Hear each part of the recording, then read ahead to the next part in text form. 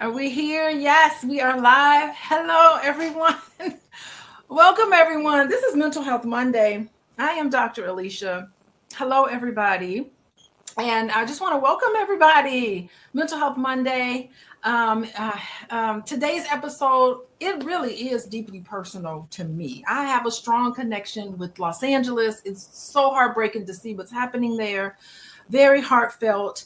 And I think this topic is pretty timely. It is the process, the spiritual process of losing it all. I think together we can examine how profound a loss can impact us emotionally, spiritually, and mentally. In particular, I want to talk about spirituality and how it can serve as a path toward healing and definitely toward resilience.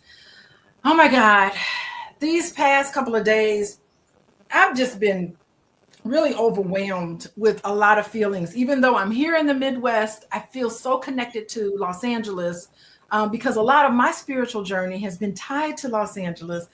Anybody who knows me, you talk to me within the first 10 minutes, and I'm talking to you about how profound a lot of spiritual experiences I've had meditating in Los Angeles with a beautiful, wonderful, talented community there. And so many families have been without a home, treasured possessions, and even the sense of safety for the people there have been definitely in crisis. And watching this widespread destruction kind of unfolding has been really heartbreaking for me. And I think it's brought into focus how fragile things are in life, how quickly things that we hold dear can just be taken away. And I really do, as I reflect, I kind of feel like this crisis really reminds me of the recent hurricane on the West Coast, East Coast. We had a hurricane on the East Coast just months ago. Families were displaced with all of the flooding. And I felt that, and I think there's a collective consciousness here when people suffer. How can I look at this and just like, and not think anything about it, Mm-hmm. I think events like this, it really, I don't know, not only creates an individual pain that's shared, but also recognition of how connected we all are in our suffering and our desire for healing. So today, I'm so honored to have with me the incredibly talented, she's an actress and a singer, Cynda Williams. She's here. And I follow you on Instagram, Cynda, and I love your content, and you talk about meditation, and you're very spiritual, and a lot of the things I've heard you say. So I'm so happy to have you with us. Thank you so much for having me. This topic is very close to my heart. It's very personal for me. This specific event that's happening in Los Angeles, and any time people are suffering and have such a massive loss, because I've had loss myself, so I know what goes on, but fortunately I've also been able to work through that. But the loss of so many things, property, memorabilia, things close to your heart, your business, and then also your people, your friends, and so it's important that we discuss this, I think, because people are in need of direction, that now. Some, although I will say that I have noticed with humanity, we have a tendency to come together like no other time. when there's a disaster, all of a sudden humanity becomes humanity or humane again, and it's really interesting how sometimes I feel like life happens this way just to push us together. And that's a difficult way. You mean I have to lose to gain a family of humanity? I have to lose. Unfortunately, that's how it seems to be, especially lately, because we've had so many different disasters. My brother, he works for the Small Business Association, and his job is he's one of the top people. He's a lawyer. He helps people with small businesses rebuild after natural disaster.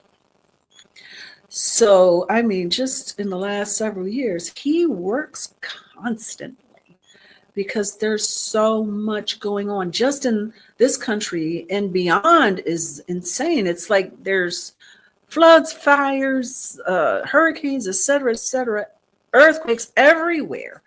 It's like Mother Earth is having a dance, and she's like, y'all need to get it together, you know, and but dealing with loss and figuring out the steps to do it, so important. So important.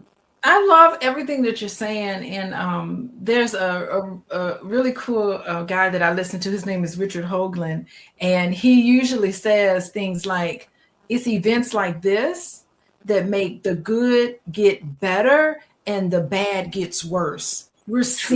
I'm witnessing a demarcation with the responses of where there are some people who are falling on the side of pointing fingers and blaming, and there's some people who are doing the beautiful work of using this as a tool to galvanize. And I have to tell you, there is nothing I love more than people who have that sort of energy where it's like there's nothing terrible that can really happen to me. I'm going to take this as a learning experience. And that to me is how people in Hollywood approach obstacles. There is a magical quality of people who are successful probably because they're able to use anything that comes their way as a way to augment themselves. So if there's any group of people that is definitely going to rebound from this with shining brightly, definitely are the individuals in Los Angeles. It is the feeling I get when I'm out there, when I talk to people, interact with people. For the most part, I've yet to have like really terrible, nasty people that I come in contact with there. They're always upbeat, always positive, always have a way of galvanizing. And I will tell you, I've been so impressed with how a lot of celebrities have been responding to this by, even though they lost their homes. And of course, they have means, but they are still losing their homes and donating.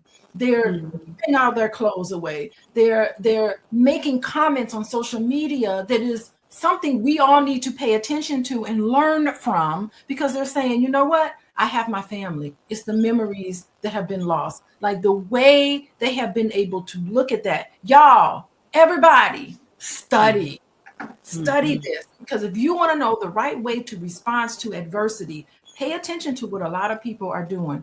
What would you say to that?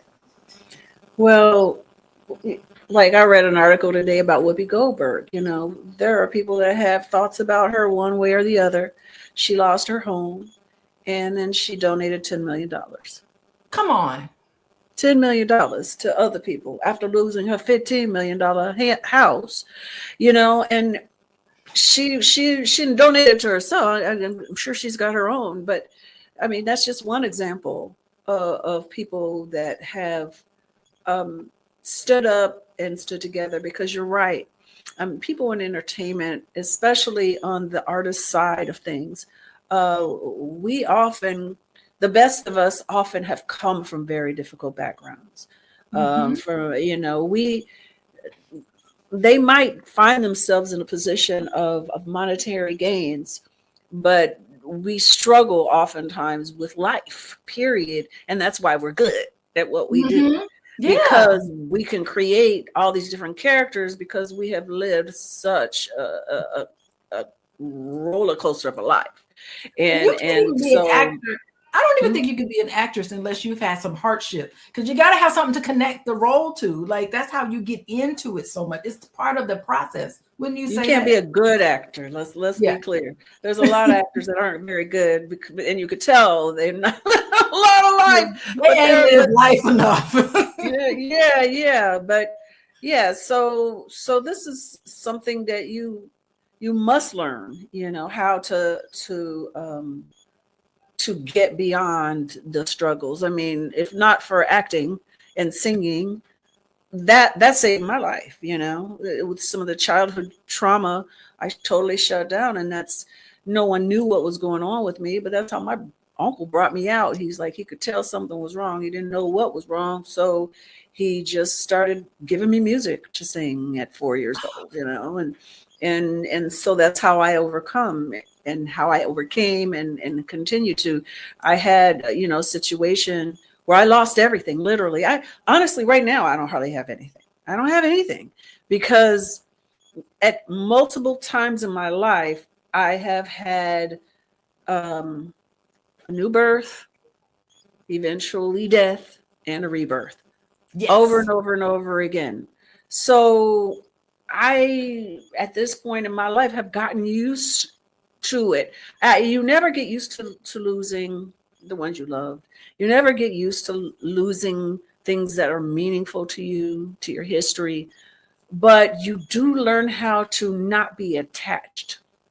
And depending on how you believe, everybody has their own belief system. The way I believe, it's a constant cycle. It's a constant cycle in real life. My life is what life is. It is birth, it is life, it is death, it is rebirth, on and on and on and on. And sometimes I believe source, God, universe says, okay, it's time to start over. You're too comfortable here. Let's go. You need to evolve more. You need more change. And so I'm going to take you from here to there. And sometimes I think that happens collectively with us. Yes. Sometimes you have to get everything taken away in order to build better. And that's what I've found. That is so beautiful. First of all, hey, everybody in the chat. How you doing? Do y'all know Cynda Williams? Do y'all know who she is? Let us know if you know who she is, because she's talking about this music and some really painful things that happened to you, but music and acting helped you to cultivate some of this. And you gotta love Mo Better Blues. Y'all remember singing that beautiful song from Mo Better Blues? And y'all in the chat, how y'all doing? And wait, tell us, introduce yourselves in the chat. Tell us where you're coming from. We got Jen. Do you know Jen?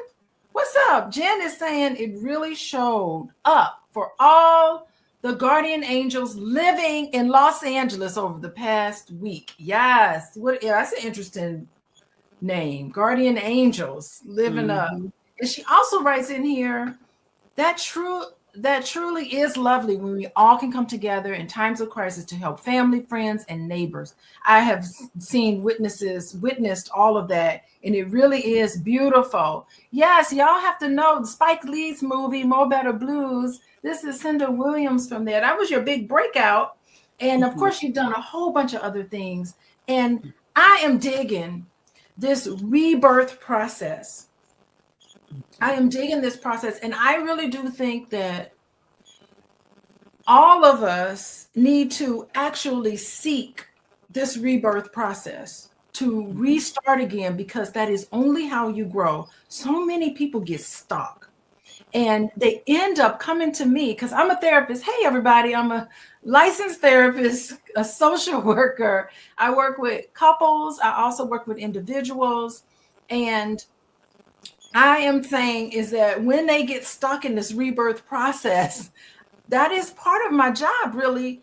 I am really feel like a spiritual healer on some sense, because where they are and when people come to me, I try to evolve them through it and say, you have everything in you to overcome this. Yes, there's been some adversity, and yes, there's been pain, because that is a normal part of life, but it's trying to have adversity and hardship and unexpected things that happen to your life forces you to seek something greater than yourselves so that you can learn, making meaning of all of the experiences that you agreed to when you were born in this body, right?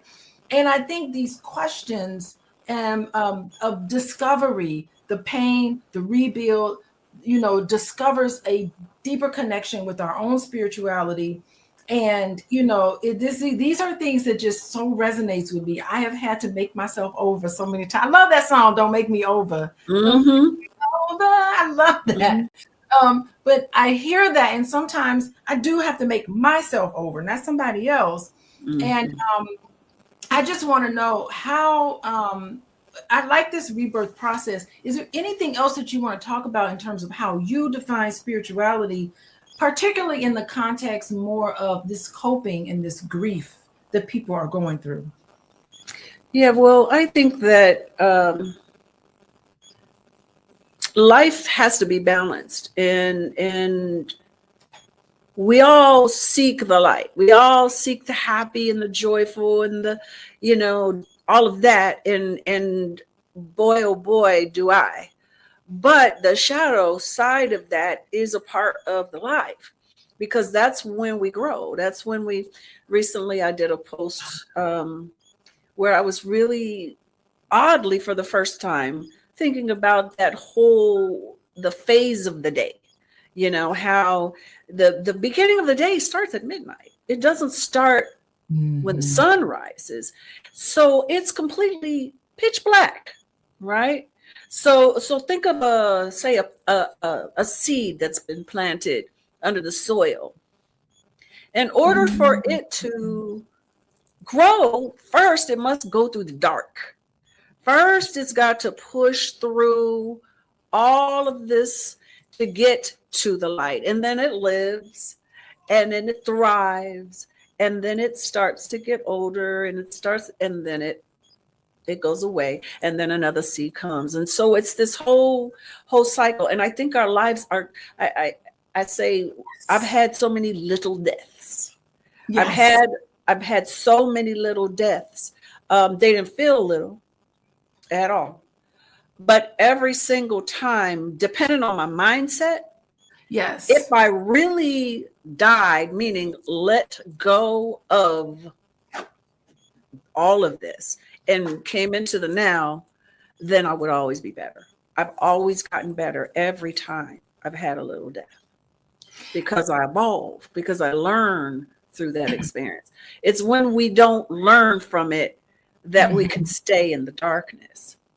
And I had this experience where I had all my things in storage in Los Angeles, and moved back. And long story short, lost everything except for the stuff we had with us that we brought in a car. And in that was all my archives. I was a family archivist. All my pictures, letters, diaries, everything from my entire life was gone. I didn't care about any of the furniture. I didn't care about the books. I didn't care about a lot of expensive things. I didn't care about any of that. It was that trunk full of my archives that I cared about. And I'm going to tell you, I grieved it. I grieved it for years. And I was angry with my ex-husband about it, because I had to blame somebody for it. And I blamed him, and I grieved it, and I grieved it. But I'm telling you, it's just like one time it just hit me. Oh, this is a lesson about attachments. This is that. This is that. Oh, and once it rang true in my mind, I was like, that's what I was supposed. It's taken me a long time. I mean, good, maybe 8 years of anger and grief about that loss. And once I recognized what it was, and I could release it, not let it go. Let it go is too sudden and harsh, and but to release it, slowly let it go that way. All of a sudden I started getting things from people, pictures from people from my past that I hadn't talked to. And it was being replaced, but it wasn't replaced until I released it. Until you release how life is. It is so fascinating. Like, even for myself, every time I say that, sometimes there's a spark that comes in me where I'll have a goal that I want, or there's something that I want to do, and immediately something gets eliminated to make way for me to do something new. And, it is sad, but it's almost like a clearing of the way so that this can sprout out in me. It's almost like I'll have all these things. And in the moment, I'll feel sad about it because I'm like, this is not what I didn't mean to let go of something first before something new happens. But in hindsight, I always say, God, in the moment, I thought it was the worst day of my life. But I look back on it, I'm like, how could I have ever started my business if I had been working 40, 50 hours a week at a job that wasn't really paying off? So I was able to look at it into perspective and say, you know what, I can do this job and start my own business and do all of these things that I want to do that sparked in me. It's almost like through meditation. I'm going to ask you about meditation next. That'll be my next question. But it was through my process, my spiritual journey of meditating, of going inside and thinking about my purpose as a healer. That is my purpose as a healer. I do know that. I am a healer. And wanting that, everything started coming aligned and things started falling off that was interrupting my path of being the healer that I am. And I don't know, it's just a beautiful thing. So the meditation helps to keep me centered because every day I have to incorporate it into my life. Actually, really, when I think about it, every day, every second of my life is a meditation. I'm meditating and I'm starting to really incorporate mindful practices. I have 3 children. You must be mindful when you have children. I have a whole list of clients that I work with every day. I have to be very mindful. I have, a family. I have all of these responsibilities, but I want to enjoy myself as I'm doing my purpose as a healer, making sure that I'm navigating that. But the part that I feel like it's so interesting is that when I came into this, I'm fully into it now. I know exactly who and what I am right at this moment, welcoming any experience that can continue to teach me about myself. But I am realizing that to get that light, I did have to go to this dark side. Out of light has to come from darkness. I mean, think about coal. Coal is dark, but when you squeeze it, what are you going to get? A nice shiny diamond. That's the process that I feel like I have been involved in. And I don't talk about it much publicly. I just do it. It's just something I do. But when I saw you on Instagram and you kept talking about meditations and you do your meditation on Instagram, y'all follow Cynda on Instagram and follow her because you're doing beautiful work in the internet world. So tell me about how you incorporate meditation into your life and how it's related to your spiritual development. Well, I had anxiety. I had depression diagnosed. And, from starting with trauma as early as the very beginning of my life. So for me, it was a process. I started learning about meditation when I was a child because I did yoga when I was a child. I was fortunate to one of my uncles had a girlfriend that was a yoga instructor. So that's when I started learning about it. And I just had a natural affinity for it. And of course, I was in the church. So prayer was what was taught there. And I kind of naturally figured out the differences, because I'm really in prayer almost all day, all the time. I'm constantly talking to somebody. For the longest time, my ego told me it was me. But now I understand it's beyond me. I'm communicating. I had some really crazy experiences we'll talk about someday that showed me reality. And it's not what I thought it was. So I know now that I'm talking to someone all the time. But the meditation piece is so necessary because if you don't stop talking, you can't hear. You can't learn sometimes, Meditation is the listening side. It's the being still side. It's the silent side. It's the waiting for inspiration time, So you say that prayer and then you meditate, and then all of a sudden the answers to the prayers are given, and it might not be in that moment of meditation, It might be in the middle of the night when you wake up. It might be, there's so many ways that it can come to you, but the practice of meditation changed my life. I really didn't start practicing for real until maybe 2018. And I don't even know why I did it. I think, I was starting to break out. I found out I had some autoimmune thing, and stress would cause me to break out in the most horrible hives. And they said, we don't quite know what it is physically, but we do know that stress is a trigger. And I was going through some major life changes and turmoil, talking about dark times, right? Mm-hmm. And so I said, I have to do something, because I don't like having these big blotches all over my body and scratching all the time. And I'd been in therapy and all of that kind of stuff. So I started with guided meditation.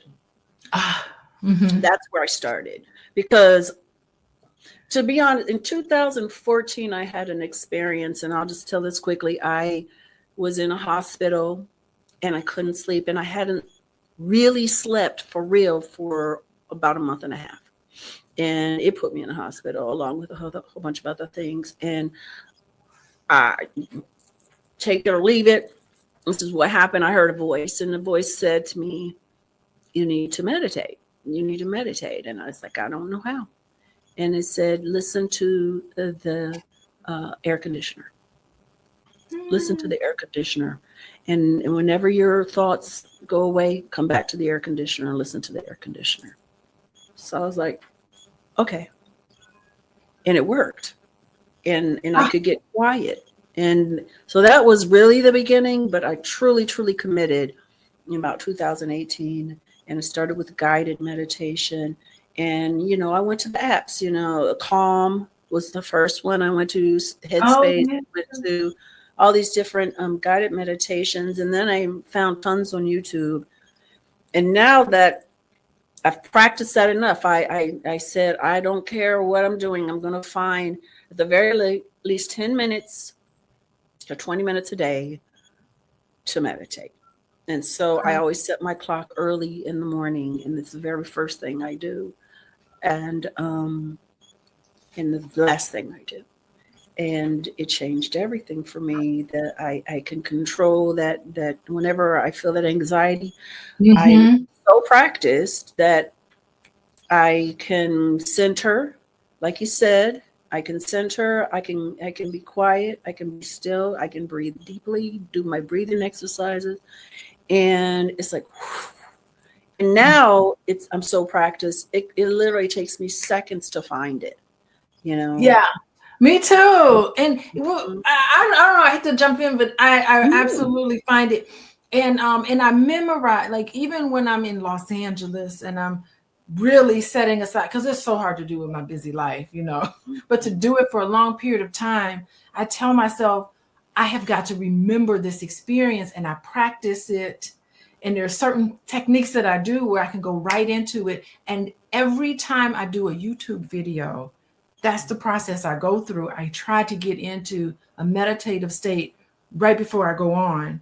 Right before I go on here, I try to say, guide my words, all of my say, and what people need to hear right now. Though that's sort of part of my process. And I don't know. I don't care about the results. I'm really interested in the means and doing what I think that's really great. And so I think that's what's so beautiful about meditation. Hey, y'all meditate. Y'all, your audience members. Hey, everybody. Thank you for joining us today. When you want to know when I go live, I do have, today is Mental Health Monday. We are talking about the spiritual process of losing it all in connection to the Los Angeles fires, not just the Los Angeles fires, but all sorts of tragedy of people losing everything and finding some strength in that. It may be too soon to be talking about it, but perhaps this will eventually have a great impact on some of the people who are trying to figure out what's happening with being afraid. I mean, it's rightfully so. We need to be afraid and take heed. And when people say it's time to evacuate, making sure that you go and evacuate. But text the word love to 87948 to know when I talk about these issues on Mondays. And then Sunday night, girl, I'm talking about relationships because I'm a therapist, therapist, and I talk about relationship. And we're reading this book about the 5 keys to mindful loving. And it's about how to be an adult in relationships. And if anything like a tragedy, that'll help you grow up and understand what's important in life. And so today we are, I'm here with Cynda Williams. Y'all know Cynda. Y'all, everybody seen, I'm taking your black card. If you ain't seen More Better Blues, your black card is coming. You ain't really black. You gotta see this movie. It was so beautiful to watch. And she's a homegirl. She's from Indiana. I'm from Gary. Hello, Gary, Indiana. And we've been talking about spiritual practices like prayer, mindfulness, meditation. And I think it can act as emotional anchors when there's times of turmoil. And it's definitely a wonderful time to incorporate it in our life. Hey, babe. And it's so important. So I want you, very distracting, boys. That's my husband here, distracting me. See you later. Okay. So anyway, I want to talk a little bit about some of the people who are definitely connected to the Los Angeles fires. Some of the people who are losing their homes, facing the reality of losing everything. And you've been through some of these things yourself. You've talked about. I was just curious about what would you say to people in Los Angeles who are experiencing this grief of loss during such a large-scale disaster, and you've had some personal experiences to this. To some people, this is brand new. How would you talk to them? I have some thoughts on it, but I'm curious about what your thoughts are about what would you say and how would you help people make meaning of this? Well, I actually was put in a position where I did have to. We were speaking before we went online, but one of my best friends who owned 5 acres of land, and he's not an actor, he's not rich, but he built a life. He built a prop house with antique props. He redid a bunch of RVs, et cetera, et cetera. And I didn't even know that it went to Altadena. I had no idea. I just reached out to all my LA people and just left a message and said, I'm just checking on you. And I did a mass text rather to all my friends. And the ones I didn't hear back from, I was concerned.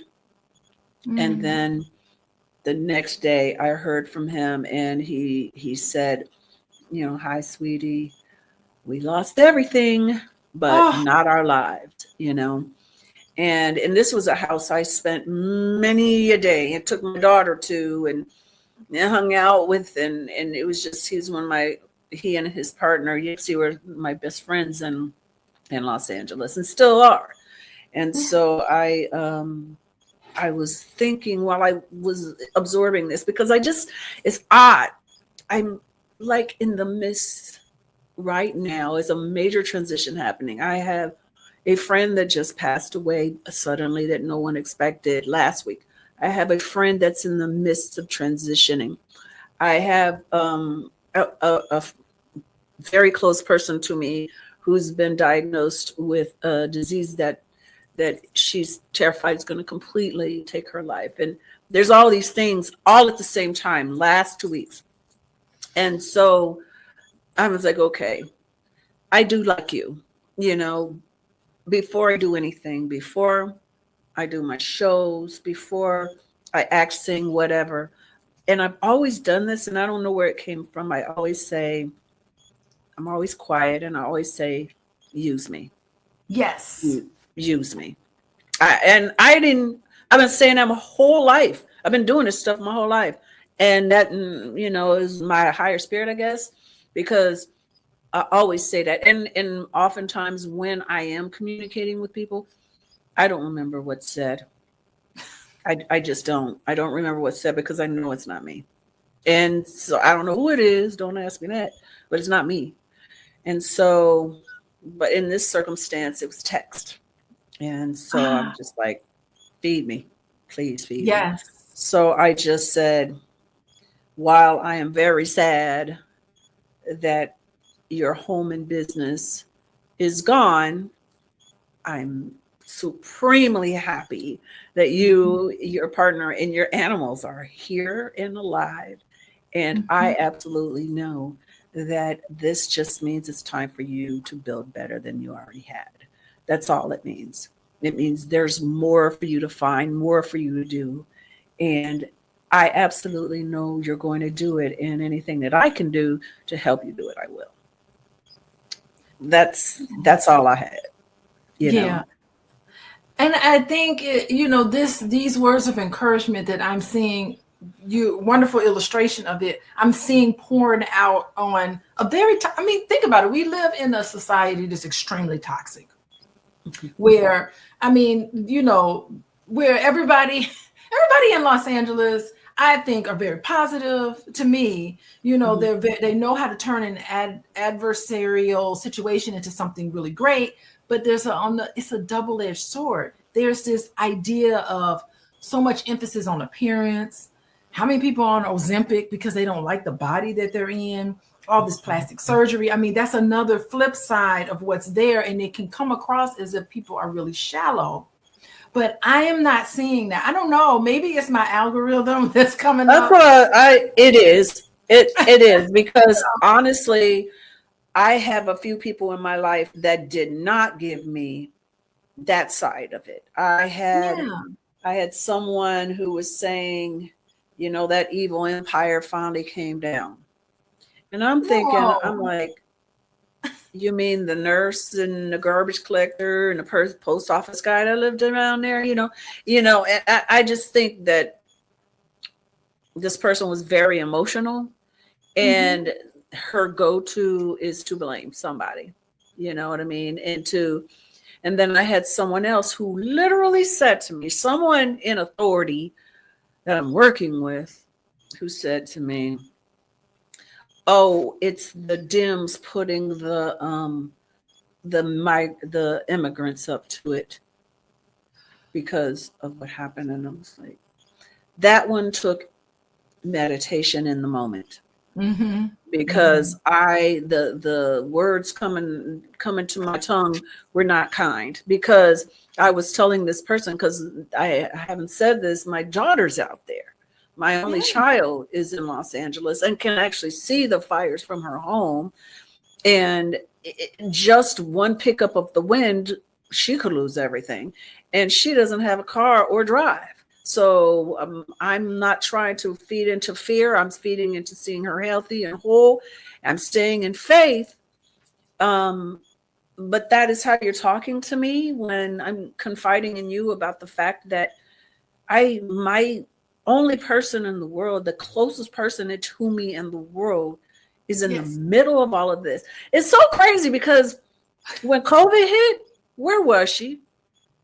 In Manhattan, in the hot Oh zone. no. In the middle of Yes, everything. Oh she my was in God. the middle there by herself in a dorm with nobody. All the rest of school left, but she wouldn't leave. We found out later because she had it. Oh, She had it horribly bad by herself and did not tell us until after the fact. And now she's in the middle of this. she didn't want you So to worry about she it. didn't want us to worry. I'm like, girl, please. Yeah, Oh if my anything God. happened, but there's that loss again. It's like, whew, I And have to deal I with mean, that. I want to show some compassion to the people who can be bitter. And hopefully Mhm. it's a state, like even Kubler-Ross has stages Mhm. where when you're in the midst of a loss or a crisis, you do have a stage called anger. And Mhm. I think that we need to recognize that it's a normal process of grief is to anger, but Mhm. you have to work your way through that, because it's so easy to want to point the finger at somebody, to want to blame somebody, to want to take your anger out on a scapegoat. And so we're scapegoating an immigrant, or scapegoating the mayor, or all of these people we want to blame, like this person's lit the fire and did these things. And so I just want to ask everybody that look at the anger and see it as a natural process, but to try to work on moving past that, because at the end, what Kubler-Ross talks about is acceptance. It's just accepting what's happened. Like, no one could ever predict or ever be prepared for a tragedy to this size. I mean, right now, there are people who are really suffering, and this is not the time to put blame and to get angry and to let that take over you. This is not the time for that. Later, for some of this other stuff about sorting it out and teasing it out in the aftermath of it. But right now, when you're in the middle of a crisis, now is the time to really try to focus attention on, first of all, safety, immediate safety, but also focus attention on trying to help people go through something that's really awful and help process it. It would be so great. I don't know. I was going to talk to my husband about what else can we do to help people there get through what they're going through. This is the time for all of us to come together and help people find peace, help people begin this process of transformation and rebuilding of some of the things that they have lost, and rebuilding that beautiful area and that beautiful land and making it better, making it better and safer for everyone.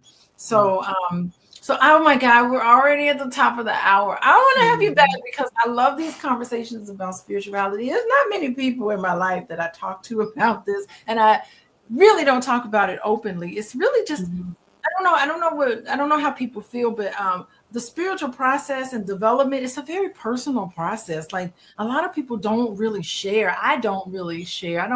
It's not conversation people have every single day, and you don't really have to. People know, people can see your light.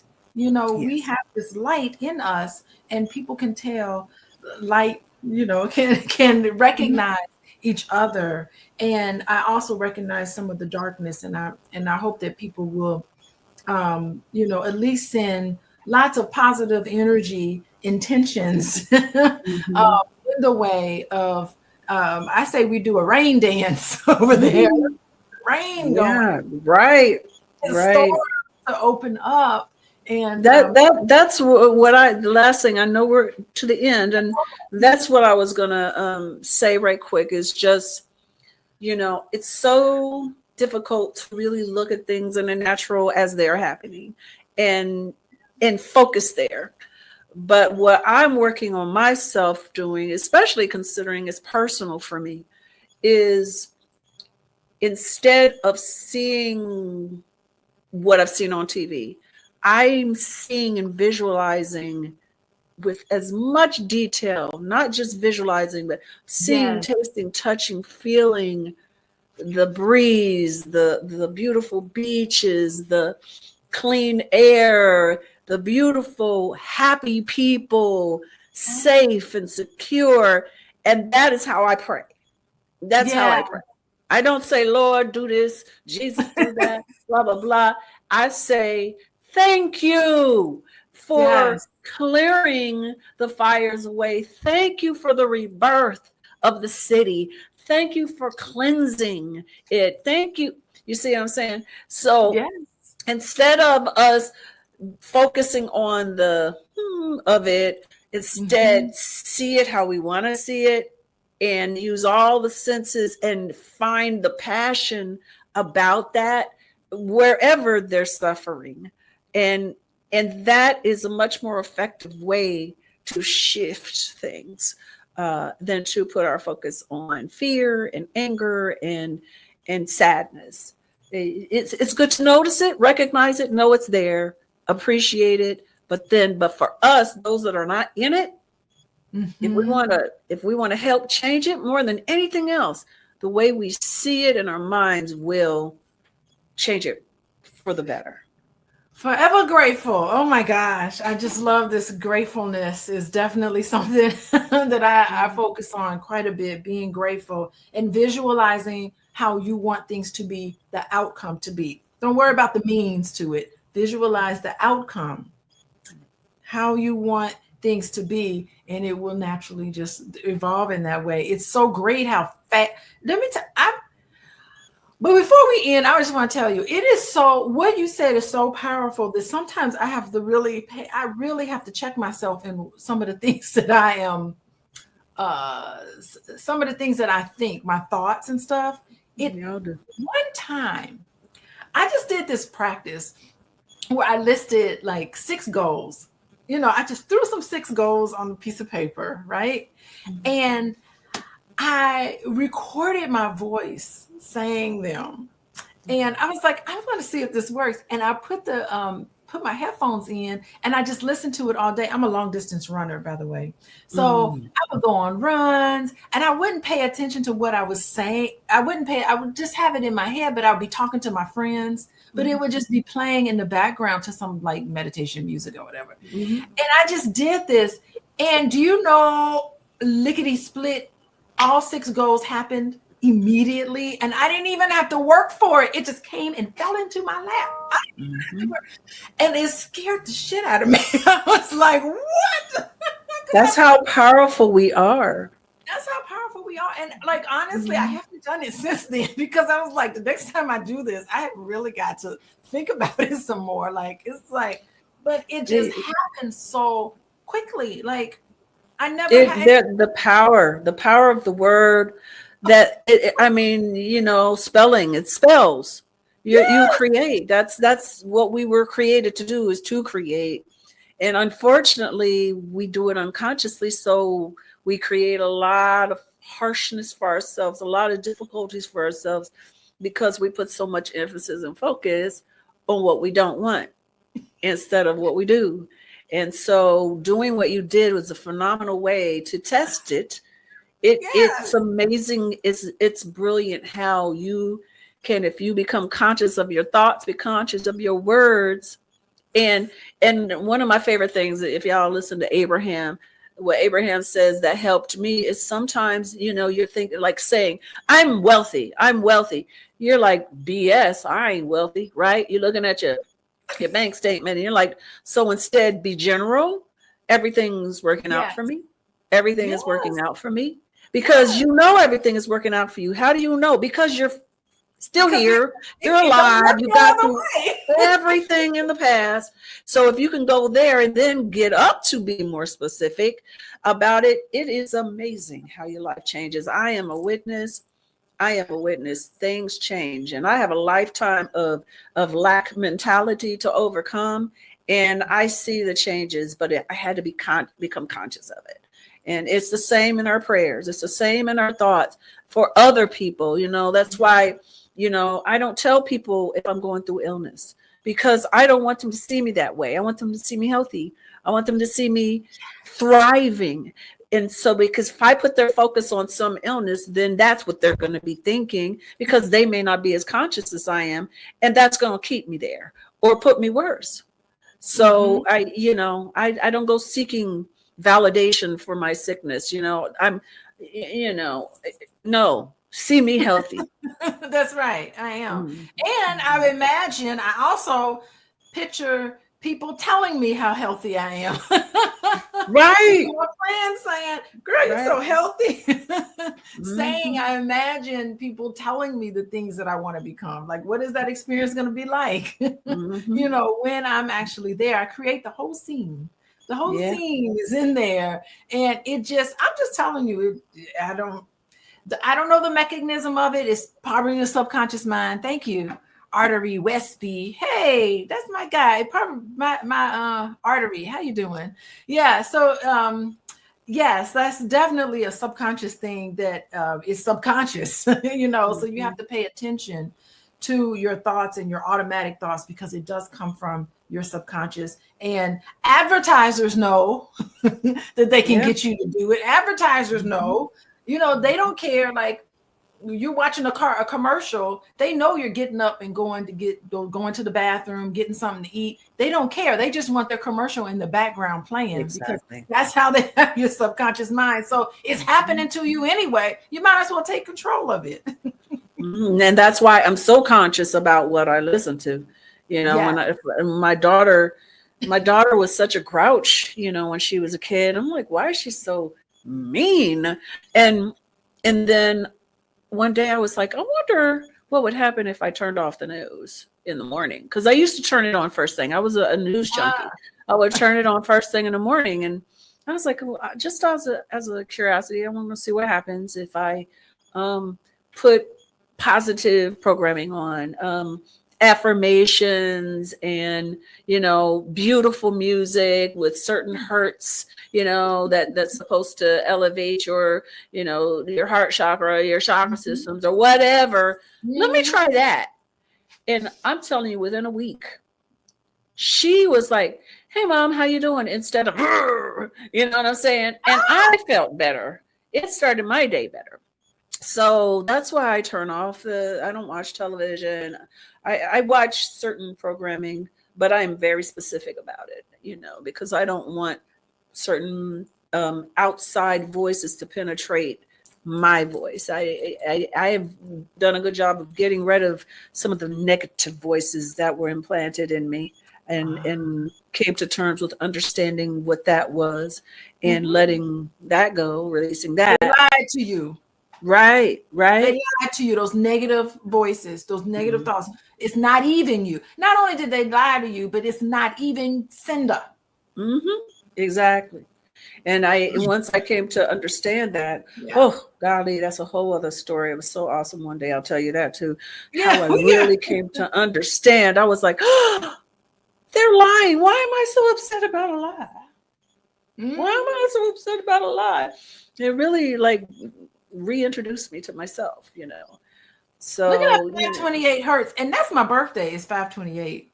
So I know all about 528 hertz, the miracle tone. I have like a little thing that you blow, and it blows 528, and I just connected to it because my birthday's May 28. So, oh my God, I feel like I talked to you forever. Definitely. You bringing up chakras, you bringing up all this stuff. We got to talk about chakras. Y'all want to hear about chakras? If you do, let me know.